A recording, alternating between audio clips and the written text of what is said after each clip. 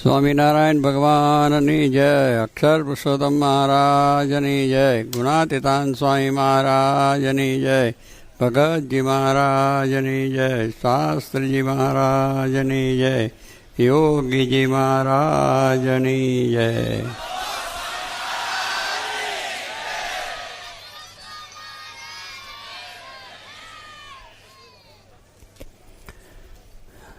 આજે આપણે સભાની અંદર ડુંગળી લસણ અંગેનો વાદ વિવાદ સંવાદ આખો જોયો. બંને છોકરાએ મહેનત બહુ સારી જ કરી છે. એકબીજાના પ્રશ્નોનો જવાબ પણ પોતે એ રીતે આપ્યો છે. કેટલાક ડૉક્ટરોના મોટા અભિપ્રાયો છે પણ સામે આપ્યા છે અને પ્રતિપાદન પોતાની રીતે કર્યું છે કે એમાં આ ગુણ છે, ડુંગળીમાં આમ ફરવું છે, ઢીકણું છે, લસણમાં સારું છે, આમને એમની રીતે બીજા ડૉક્ટરોનો પાછો અભિપ્રાય લઈને એનું મેં અંદર કેટલો નિષેધ અને કઈ રીતનું ખરાબ છે એ પણ કહ્યું. એટલે માણસની બુદ્ધિ પ્રમાણે કામ કરે અને એ બુદ્ધિ પ્રમાણે એમનું કામ એ પ્રતિપાદન પણ થાય છે. પણ આ શાસ્ત્રો આપણા જે છે એમાં જે ઋષિમુનિઓએ એની રચના પણ કરી છે. ભગવાનનો મહિમા પણ એમને શાસ્ત્રોમાં કહ્યો છે કે ભગવાનથી કોઈ પર નથી.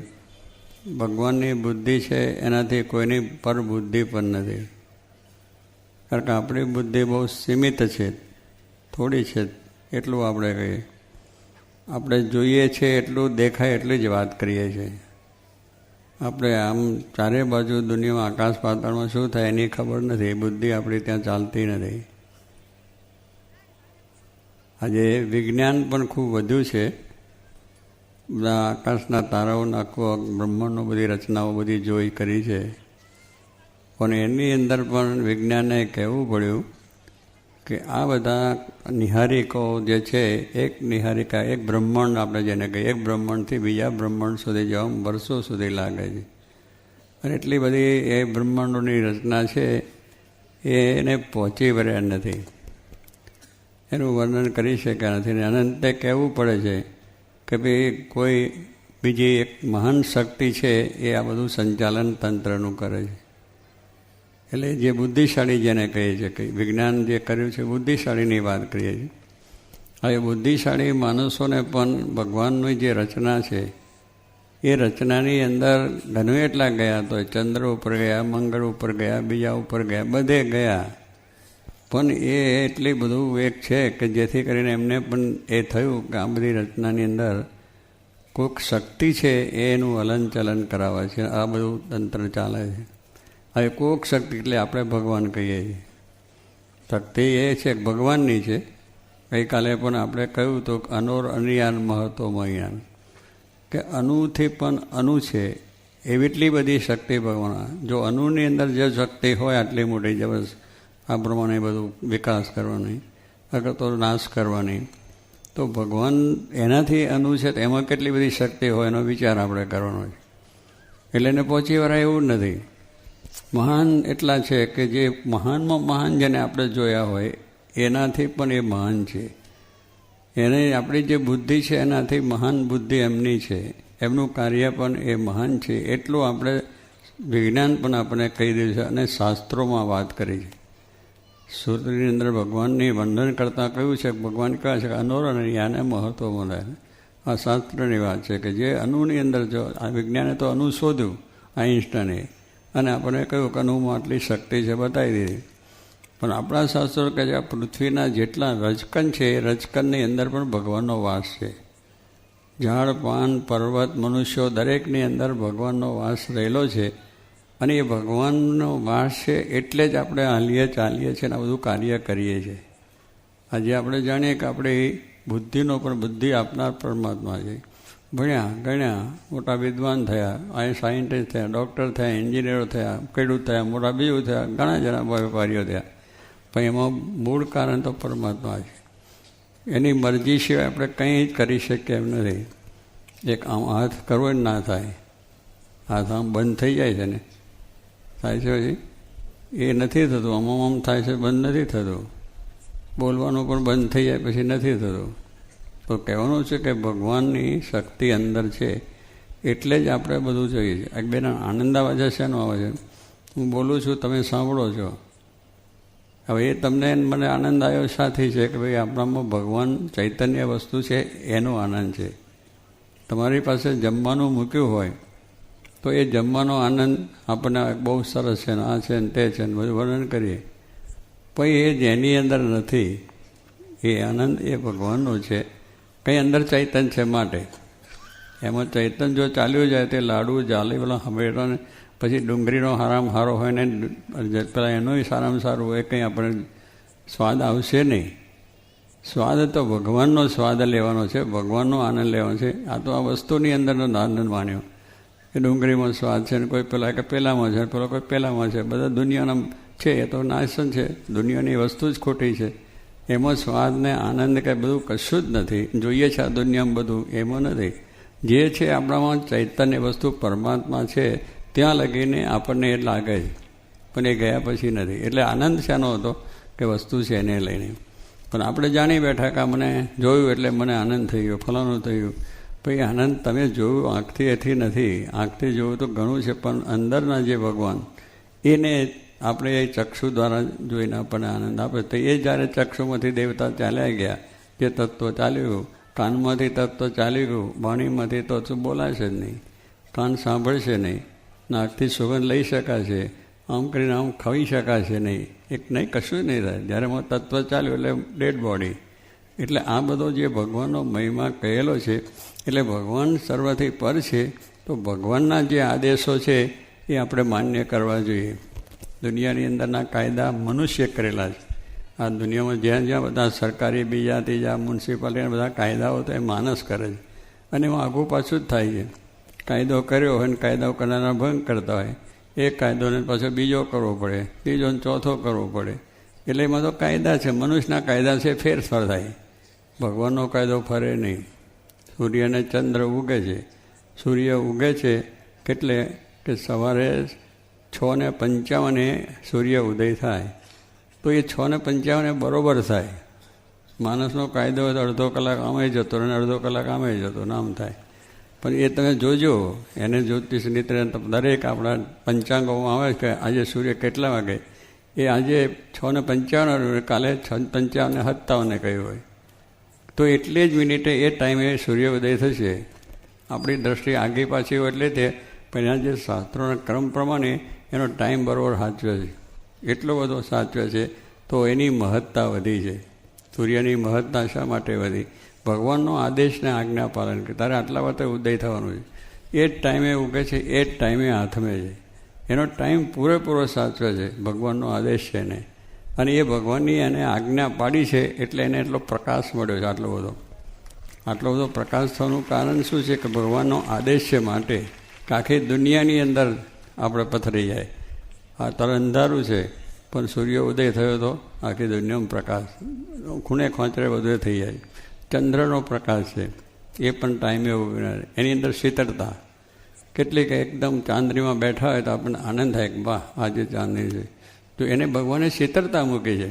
એટલે આપણને શીતળ કરનાર પણ એ છે કે ભગવાન છે, એમાં રહીને આપણું કામ થાય. એટલે આવી બધી અનેક વસ્તુ જે ભગવાનની રચના છે, એ રચનાનો ખ્યાલ આપણને નથી. આપણી સીમિત બુદ્ધિ છે, થોડુંક જોઈ શકીએ છીએ આગળ, પણ બધું ઘણું છે જોઈ શકતા નથી. એટલે પછી આપણી આ શંકાઓ બધી થાય. આ થાય ને પેલો કે ના આ થાય, પેલો કહે છે આ થાય ને, બધી ચર્ચાઓ દિવસો પસાર થઈ જાય. પણ ભગવાનનો આદેશ એ સર્વથી શ્રેષ્ઠ છે. ભલે અત્યારે બધી સંશોધનો થયા, દવાનો થયા, આ રોગથી આ મટે, આ રોગથી આ મટે, આ મટે છે, આધાર છે. એક આપણો આધાર છે એટલા માટે છે. અને એ આધારથી આપણું જીવન કંઈક કાયમ તો થતું નથી. પણ અંદર રહેલા જે આપણામાં અજ્ઞાન છે, દોષો છે, એ છે, એ બધા તો કોણ? એ ભગવાનની પ્રતાપે થાય છે. એ જાય તો પછી આપણે આત્માનું જ્ઞાન થયું. આત્માના જ્ઞાનની અંદર તો આ કોઈ વસ્તુનું મોહ છે નહીં કે આથી આને છે.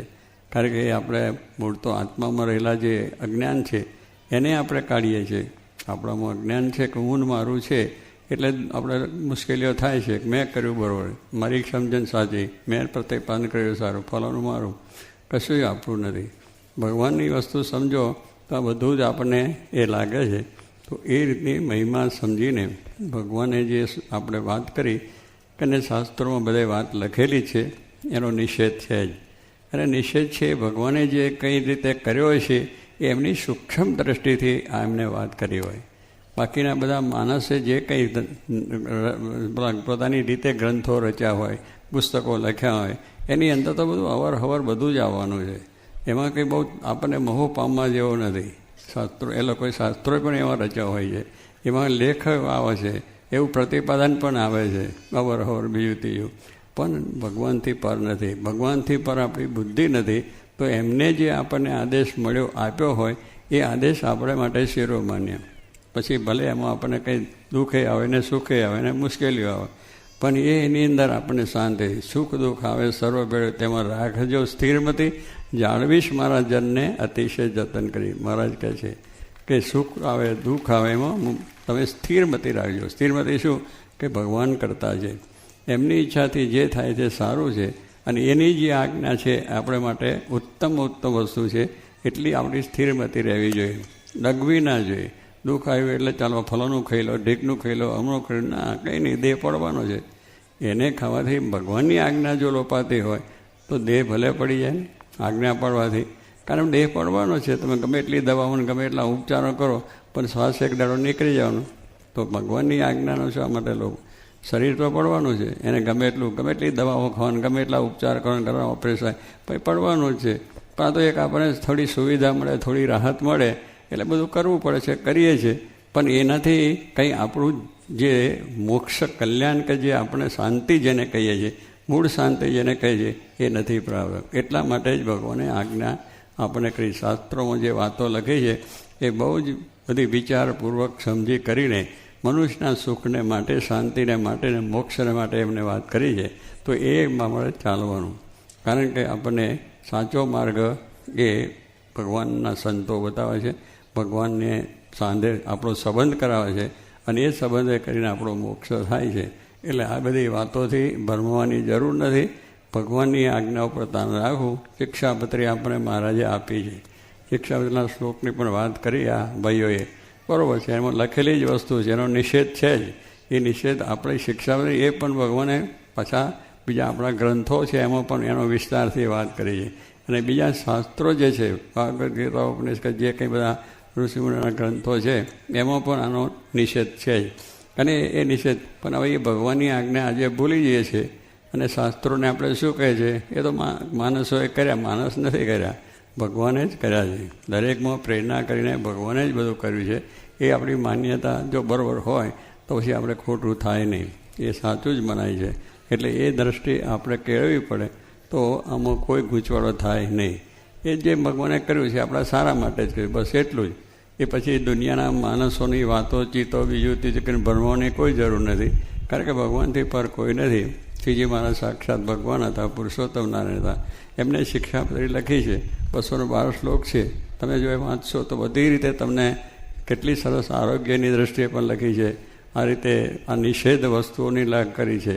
કેટલી બધી જાતના ચોરી કરવો, અનીતિ કરવી, દુરાજ એ પણ ના પાડી છે. પડી વસ્તુ કોઈની લેવી નહીં, ચોરી ન કરવી. ક્યાં સુધી કરવી? પડેલી વસ્તુ છે, તમે નથી જાણતા, તમને ખબર નથી આ કોણ ધણી છે એનો. એ તોય પણ આપણે એના ધણી નથી, એ ના લેવાય. એ જો એમને ભગવાન સ્વામીને કહ્યું. આપણને એમ થાય કે પડેલી વસ્તુ કોઈ નથી એટલે લેવામાં શું વાંધો છે? ન લેવાય. તમારા ઘરમાં વસ્તુ તમારી છે એ પણ ન લેવાય, તમારા વડીલને પૂછ્યા સિવાય. આજે એને કોઈ છોકરા પૂછતા નથી, ગમે એમ કરે છે એટલે એ સારું. એ ઘરની ચોરી તો ઘરની ચોરી કે બહાર કરશે, અને બહાર કરશે તો ઘણા જાતનો મોટા કરતૂત કરશે. એટલે આવી સામાન્ય વસ્તુની અંદર પણ જોઈએ તો એક થોડીક વસ્તુ લોપવાથી અનર્થ થઈ જાય, જેલમાં જવાય છે અને દુઃખો ભોગવવા પડે છે. તો આવા બધા વસ્તુનો આપણે વિચાર કર્યા વગર ગમે તે શબ્દો સાંભળીને ગમે તે આધાર કરીને પછી લગ્નમાં જઈને ખાવાનું, પછી બહાર જઈએ પાર્ટીમાં જઈને ખાવાનું. અરે ભાઈ, ખવાય જ નહીં આપણે. બીજું ઘણું ખાવાનું સારું છે આપણે, એને ખાઈને તમે જો ભગવાનની આજ્ઞા તો પડે. સંતોષ તો એ લેવાનો છે, ભગવાનની આજ્ઞા જેટલી પડે એટલી અંતરે શાંતિ. ભગવાનની આજ્ઞા જેટલી લોપાય છે એટલું અંતરે દુઃખ રહેવાનું છે. ભલે એ બધું ખાઓ પીવો તો રહેવાનું છે, આ ખાઓ તો દેવાનું, પણ આજ્ઞા પ્રમાણે થશે એને સંતોષ છે કે ભગવાને આજ્ઞા પાડે છે અને ભગવાનનો રાજીપો મળે છે. એટલે આપણે મૂળ વસ્તુ છે કે આ બધી વાતો તો શાસ્ત્રોમાં લખેલી છે ને અવર હવર ને બધું અત્યારે તો એટલું ચિત્ર વિચિત્ર લાગે છે કે જેને સાંભળીને આપણું મગજ ફરી જાય કે ના થાય, આ છે, આ એમાં ગુણ છે, આ એમાં લાભ છે, ફલાણું છે. લાભ તો ભગવાનની આજ્ઞા પાળવામાં છે, એટલું દ્રઢતા આપણે થવી જોઈએ. પછી ગમે ત્યાં જઈએ, ગમે તે વેલાયત જઈએ, અમેરિકા જઈએ, ત્યાં જઈએ તો પણ એ પ્રકારનો ત્યાગ એટલે ત્યાગ, એનામાંથી મરી જવાતું નથી. બધું ભગવાન સાચવે છે, ભગવાન સાચવવાના છે. એટલા વિશ્વાસથી ભગવાનની વિશ્વાસ રાખીને જો આપણે કાર્ય કરશું તો ભગવાનની આજ્ઞા યથાર્થ પડશે અને સુખિયા થવાશે. સહજાન સ્વામી મહારાજની. સ્વામિનારાયણ સ્વામીએ વાત કરી જે ઇન્દ્રિયો અંતઃકરણ એ સર્વે કુસંગી છે, તે જે વિષયનો જોગ થાય તે રૂપ થઈ જાય, એવો જે જીવનો સ્વભાવ છે તેવા જીવને ભગવાનના સાધુ ધર્મ, જ્ઞાન, વૈરાગ્ય, ભક્તિ, મહિમા, ઉપાસના એ સર્વે ગુણ આપે છે. સ્વામિનારાયણ સ્વામીએ વાત કરી જે પોતાને જાણે બે માણસનું કામ કરે, તેથી પણ મોટાની આજ્ઞા કરીને બેસી રહે અથવા કહે એટલું કરે એ જ શ્રેષ્ઠ છે. સ્વામિનારાયણ સ્વામીએ વાત કરી જે કામ ક્રોધાધિક દોષ છે તે તો જેમ ખીલ કે દાદર હોય એવા છે, તે તો દેહનો ભાવ છે, ટળી જશે ને મોટા દ્રષ્ટિ કરે તો આ ઘડીએ ટળી જાય, પણ મોટાનો અવગુણ એક ક્ષય રોગ જેવો છે.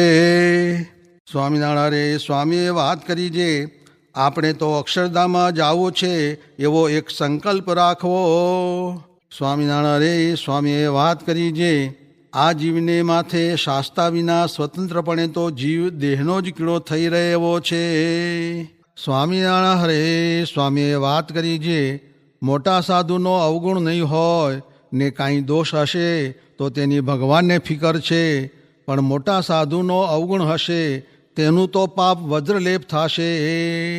સ્વામિનારાયણ હરે સ્વામીએ વાત કરી જે લાડવા જમવા ને પતરાવળું જે દે તે નાખી દેવું. સ્વામિનારાયણ હરે સ્વામીએ વાત કરી જે હરિશંકરભાઈએ પૂછ્યું જે માવાભાઈની પેઠે શી રીતે ભગવાન પ્રસન્ન થાય, ત્યારે સ્વામી કહે આજ તો ભગવાન પ્રસન્ન થયા છે, માટે આજ્ઞા પાળવી, બીજું કાંઈ સાધન કરવાનું નથી, 5 વર્તમાન દ્રઢ પાળવા. સ્વામિનારાયણ હરે સ્વામીએ વાત કરી જે કલ્યાણના માર્ગમાં વિઘ્ન કરનારા ઘણા, તેને ઓળખી રાખવા. સ્વામિનારાયણ હરે સ્વામીએ વાત કરી જે 5 ઇન્દ્રિયો ને 6ઠું મન, તેને જીતીને વશ કરીને પિંડ, બ્રહ્માંડ ને 5 વિષય, તેમને જળ, દુઃખ, તુચ્છ, નાશવંત ને વિષ્ટારૂપ જાણીને ત્યાગ કરીને સત, ચિત્ત, આનંદ, સૂક્ષ્મ અને નિર્ગુણ એવું જે પોતાના જીવાત્માનું સ્વરૂપ તેને જાણીને ને તે જીવાત્મારૂપ થઈને મુનિ થકા શ્રીહરિનું ધ્યાન કરવું, ને જાતિ, વર્ણ, આશ્રમ ને ગુણ તેનું જે માન તેનો ત્યાગ કરીને સમગ્ર સાધુ સત્સંગી તેના દાસના દાસ થઈને રહે છે, તેને જ શ્રીહરિનું ધ્યાન થાય છે. ને શ્રીહરિનું સમગ્રપણે મહાત્મ્ય જાણ્યા વિના બીજા કોટિક સાધન કરે, પણ સર્વે ક્રિયાને વિશે અખંડ નામ રટન ને મૂર્તિની અખંડ સ્મૃતિ રહે નહીં, ને અનંત કોટી બ્રહ્માંડના વિષય સુખ ભેળા કરીએ તો પણ શ્રીહરિની મૂર્તિના એક રોમના સુખની કોટીમાં ભાગની બરોબર આવે નહીં. ને જો મહાપાતકી હોય ને તે જો શ્રીહરિનું ભજન કરે તો તેના સમગ્ર પાપ બળીને ભસ્મ થઈ જાય, એવો અતિ અલૌકિક મહિમા છે. ને સાંખ્ય, યોગ, વેદાંત ને પંચરાત્ર એમનું તત્વ તો એક શ્રીહરિની મૂર્તિ છે. એવી જેની અચળમતી હોય એવા વિચક્ષણને શ્રીહરિનું ધ્યાન થાય છે, ને સંપૂર્ણ ગુણ, સુખ ને સામર્થ્ય તો એક ભગવાનની મૂર્તિમાં જ છે, ને બીજે ઠેકાણે તો કિંચિત છે. ને અનંત કોટી બ્રહ્માંડના જે વિષય સુખ છે તે ભેળા કરીએ તો શ્રીહરિનું નિમેષ માત્રનું ધ્યાન કે દર્શન કર્યું હોય તેના કોટીમાં ભાગની બરોબર આવે નહીં. ને સાધુ સત્સંગીને અક્ષરાદિક એ સર્વેનું તત્વ તો શ્રીહરિની મૂર્તિ છે એવી આસ્તિક મતીય સહિત જેની સમજણ છે તેને જ શ્રીહરિનું ધ્યાન થાય છે ને અક્ષિવિદ્યા, દહર વિદ્યા ને અક્ષર વિદ્યા એ આદિક સર્વે બ્રહ્મવિદ્યા તેમણે કરીને જાણવા યોગ્ય તો અક્ષરાદિક સર્વેના શરીરી ને કારણ પરબ્રહ્મ પ્રગટ હરિકૃષ્ણ છે એવી જેની અચળમતી છે તેને જ શ્રીહરિનું ધ્યાન થાય છે ને જેમ 5 મોઢાવાળી ચામડાની મશક હોય તેમાંથી એક મોઢું મોકળું મેલે તો સર્વે જળ શ્રવી જાય છે તેમ પંચ ઇન્દ્રિયો ને છઠ્ઠું મન તેમાંથી જો એક મોકળું મૂકે તો સર્વે ધ્યાન શ્રવી જાય છે તે માટે સર્વેને નિયમમાં રાખે તો ધ્યાન થાય નહીં તો ન થાય ને સ્વસ્તિક આસને કરીને નાસિકાગ્ર વૃત્તિ રાખીને ને દેહને સમ રાખીને ને નેત્રને મીંચીને યુક્ત છે આહાર વિહારાદિક જેના એવો થકો શુદ્ધ જીવરૂપ થઈને અતિશય રોમાંચિતે કરીને અતિશય ગદગદ કંઠે કરીને અતિ હર્ષાયમાન થકો અતિ ત્વરાએ કરીને અતિશય દાંત થકો અતિશય શાંત થકો ને અતિશય સમાહિત થકો શ્રીહરિનું ધ્યાન કરે ને શ્રીહરિનું સ્વરૂપ સ્વભાવ ને ગુણ તેમને સદાય નિર્દોષ સર્વોત્તમ અનાદિ નિત્યસિદ્ધ સદા શુદ્ધ સમજે ને સર્વકાળને વિશે દિવ્ય વિગ્રહ સત્ય સ્વરૂપ ને કાળ કર્મ માયા ને પુરુષ તેના કર્તા પ્રેરક ને નિયંતા તો એક શ્રીહરિ જ છે એવી જેને અચળમતી છે તેને જ શ્રીહરિનું ધ્યાન થાય છે. સ્વામિનારાયણ હરિ વચનામૃત સારંગપુર પ્રકરણનું 15મું મુગ્ધા મધ્યા અને પ્રૌઢાનું. સ્વામિનારાયણ હરિ 1877 ભાદરવા સુધી ચોથને દિવસ શ્રીજી મહારાજ ગામ શ્રી સારંગપુર મધ્યે જીવા ખાચરના ઓરડાની ઓસરીએ ઢોલિયા ઉપર વિરાજમાન હતા અને સર્વ શ્વેત વસ્ત્ર ધારણ કર્યા હતા ને પોતાના મુખારવિંદની આગળ મુનિ તથા દેશ દેશના હરિભક્તની સભા ભરાઈને બેઠી હતી. પછી શ્રીજી મહારાજ બોલ્યા, જે લ્યો અમે પ્રશ્ન કરીએ છીએ. જે 2 પ્રકારના ભગવાનના ભક્ત છે તેમાં એકને તો ભગવાનને વિશે અત્યંત પ્રીતિ છે અને ભગવાનના દર્શન વિના ક્ષણ માત્ર પણ રહેવાતું નથી અને તેનો પ્રેમ બહાર પણ ઘણો દીઠામાં આવે છે. અને બીજો જે ભગવાનનો ભક્ત છે તેને તો આત્મનિષ્ઠા પણ છે અને વૈરાગ્ય પણ પરિપૂર્ણ છે અને ભગવાનને વિશે પ્રીતિ પણ છે, તો પણ તેનો પ્રેમ પ્રથમ કયો જે ભક્ત તેના જેવો જણાતો નથી અને પ્રથમ કયો તેને તો આત્મનિષ્ઠા અને વૈરાગ્ય એ 2 નથી, તો પણ એની ભક્તિ અતિશય શોભે છે. અને આત્મનિષ્ઠા અને વૈરાગ્ય યુક્ત છે તો પણ એની ભક્તિ તો પ્રથમ કયો જે ભક્ત તેના જેવી શોભતી નથી. એ 2 પ્રકારના ભક્તમાં કેની ભક્તિ શ્રેષ્ઠ છે અને કેની ભક્તિ કનિષ્ઠ છે એ પ્રશ્ન છે. પછી સ્વયં પ્રકાશાનંદ સ્વામી બોલ્યા, જે આત્મનિષ્ઠા અને વૈરાગ્ય નથી તો પણ જેને ભગવાનમાં અતિશય પ્રેમ છે તે જ સરસ છે. પછી શ્રીજી મહારાજ બોલ્યા, જે જેને વૈરાગ્ય અને આત્મનિષ્ઠા નથી તેને શ્રેષ્ઠ કહો છો તે શી સમજણે કહો છો? કેમ જે એ તો દેહાભિમાની છે. માટે જ્યારે એના દેહને સુખ થાય એવા પંચવિષયનો યોગ થશે ત્યારે એને વિષયમાં પ્રીતિ થઈ જશે. પછી ભગવાનને વિશે એવી પ્રીતિ નહીં રહે તેને તમે શ્રેષ્ઠ કેમ કહો છો? પછી સ્વયં પ્રકાશાનંદ સ્વામી બોલ્યા, જે જેને વિષયમાં પ્રીતિ થઈ જાય એને અમે પ્રેમી કહેતા નથી. અમે તો ગોપીઓ જેવા ભક્ત હોય તેને કહીએ છીએ. પછી શ્રીજી મહારાજ બોલ્યા, જે ગોપીઓ કાંઈ ભોળીઓ નહોતી, એ તો આત્મનિષ્ઠા અને વૈરાગ્ય યુક્ત હોય તેની સમજણને ઉલ્લંઘી જાય એવી ડાહીઓ હતી.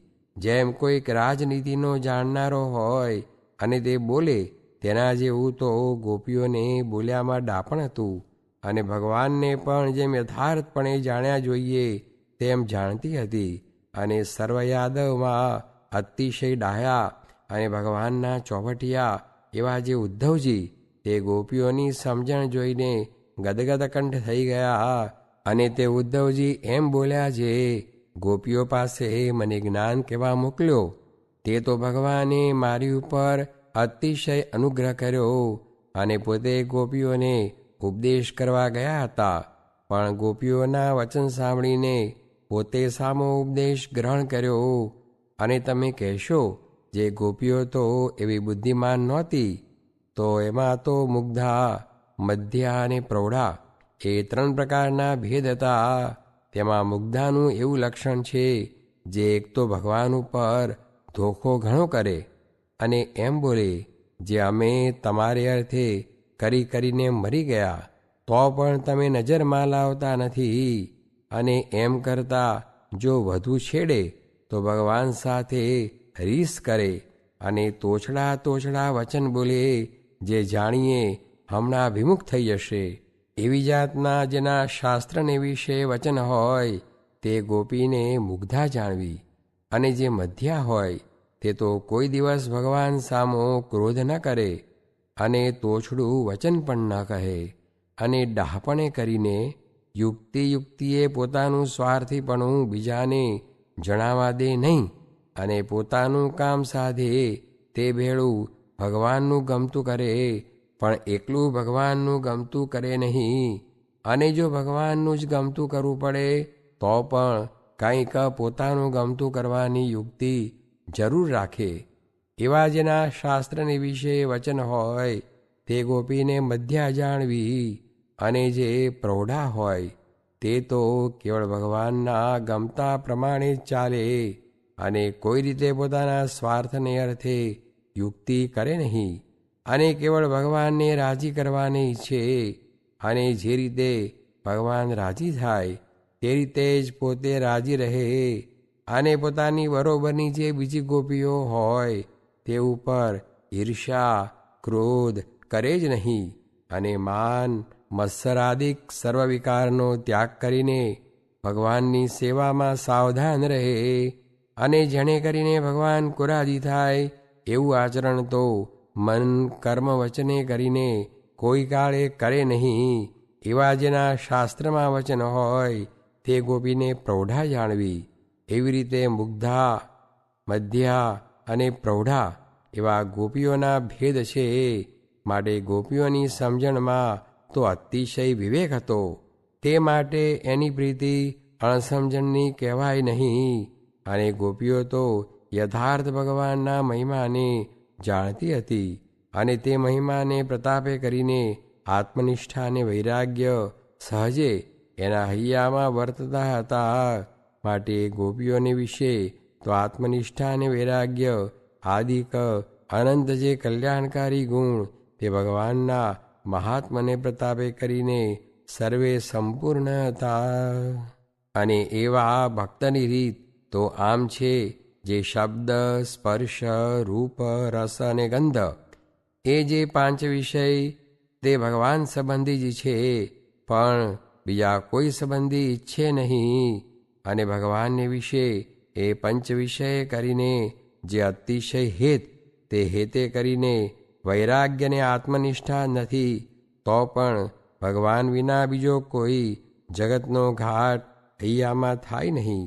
અને જેમ વરસાદ ન વરસ્યો હોય ત્યારે નાના પ્રકારના તૃણના જે બીજ તે પૃથ્વી ઉપર કાંઈએ ભાસે નહીં, અને જ્યારે વરસાદ વરસે ત્યારે એટલા તૃણ ઉગે જે પૃથ્વી જ દેખાય નહીં, તેમ જે આત્મનિષ્ઠા અને વૈરાગ્ય કરીને રહિત છે તેને જો ભગવાન વિના બીજા કોઈ વિષયના ઘાટ જણાતા નથી, તોય પણ જ્યારે એને કુસંગનો યોગ થશે ત્યારે વિષયના ઘાટ થવા લાગશે અને બુદ્ધિ ભ્રષ્ટ થઈ જશે અને પરમેશ્વરની તો હૈયામાં સ્મૃતિ પણ નહીં રહે અને અખંડ વિષયનું ધ્યાન થશે.